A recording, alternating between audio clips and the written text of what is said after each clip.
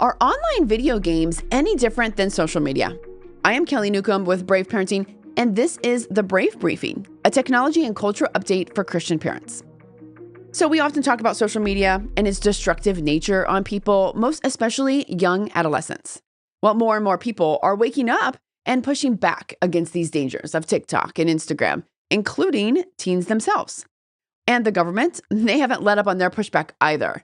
A new bipartisan bill titled COSMA, which stands for Kids Off Social Media Act, is currently being pushed by lawmakers.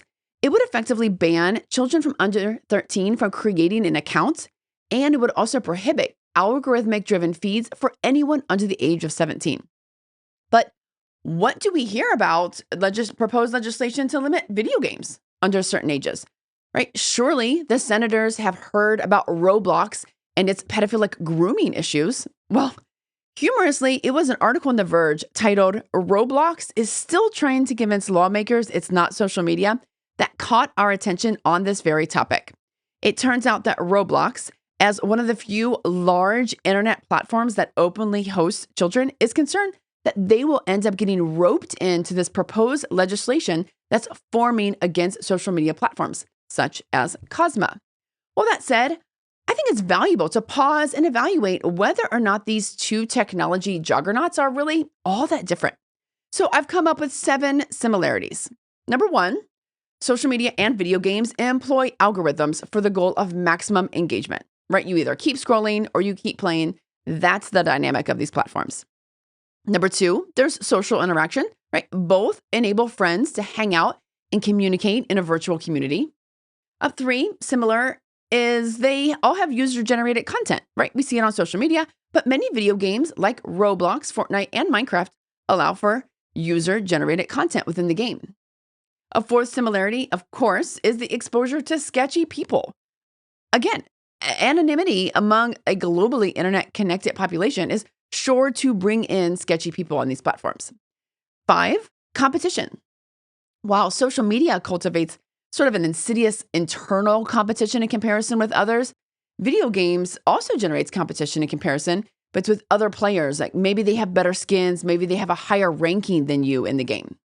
Number 6, social validation.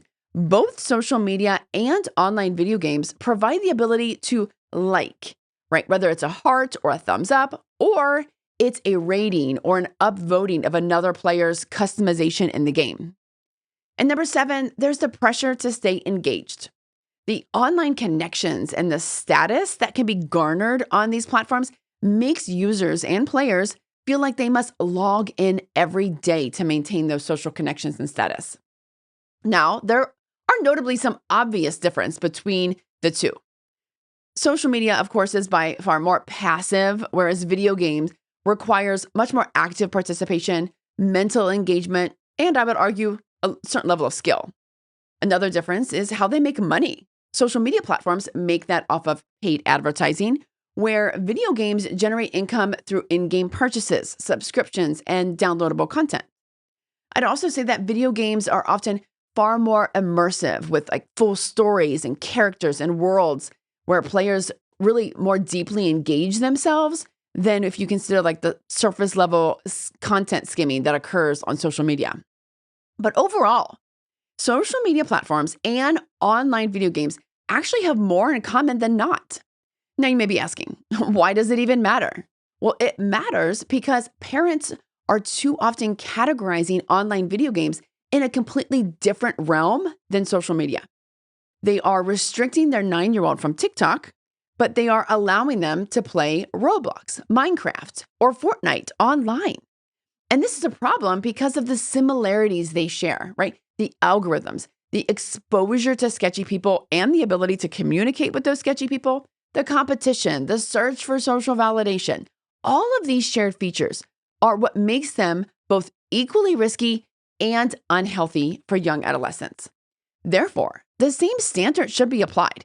The standard that we have stood by here at Brave Parenting, which is now becoming law in some states and countries, and that is no social media under the age of 16. This also needs to be applied to online video games. If they have the same risks, they require the same restriction. right? This is not just biblically wise, but it's logical. Now, is it easy? No, but it is the brave and right action that we need to take as parents. So this is what I encourage you to think about this week. All right, friends, this has been your Brave Briefing. If you have any questions, reach out, share this with a friend, and until next week, go and be brave.